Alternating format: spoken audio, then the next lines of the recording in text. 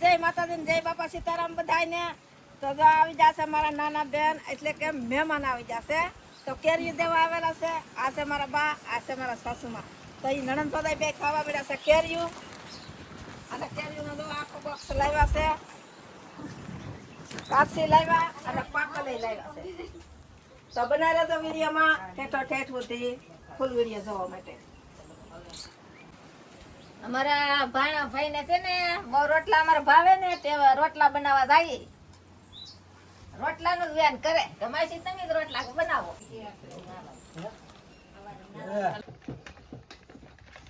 તો અમારા ભાણા ભાઈ વેન કર્યું ને ત્યાં માસીને રોટલા ખવડાવે.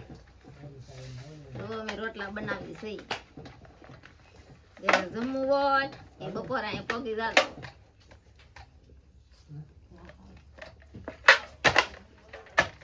જય માતાજી, બોલો બાપા સીતારામ. હાલો બધા બાજરાના રોટલા ખાવા. તો અમે રોટલા બનાવી છીએ. મારી બેન ને ઘરે આવીએ ને એટલે અમારે રસોઈ જ રાંધવાની.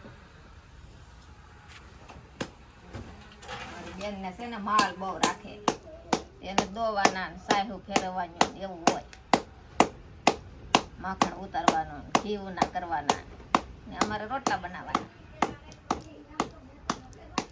8 દિવસ થાય ને તમારે ભાણાભાઈ ફોન કરે, માસી તમે આવવાની, એટલે અમારે આવવું જ પડે.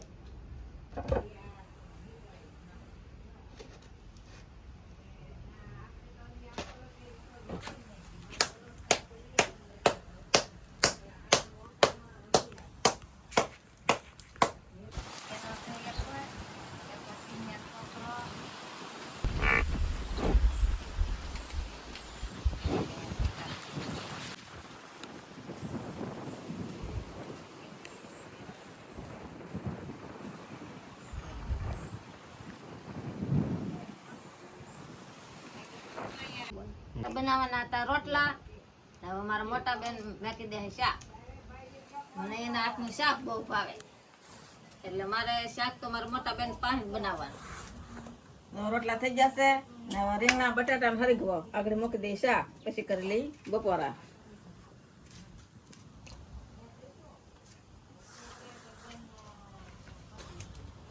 તમારે કેમ કોઈ હરીગવાનું શાક ખાય કે? અમારે તો હરીગવો 3 ટાણા હોય જ તે. એક ખૂટે તો આવી જાય, ખૂટે તો આવી જાય. અમને હરીગવો જ બહુ ભાવે. બધા શાકમાં અમે હરીગવો તો નાખીએ જ તે.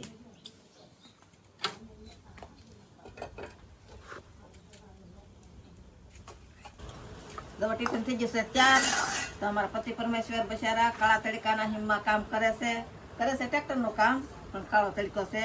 તો જો ભાત કરી લીધું છે. આ બાજરાના રોટલા છે, આમાં ગાજરનું આથણું અને રીંગણાનું હરીગવાનું બટાટાનું શાક ને આમાં નમકી બાટલીમાં ભરી લીધી શાક, એટલે તેને ઘણી બધી. તો આગળ મારો કાનોડો દઈ આવે ભાત.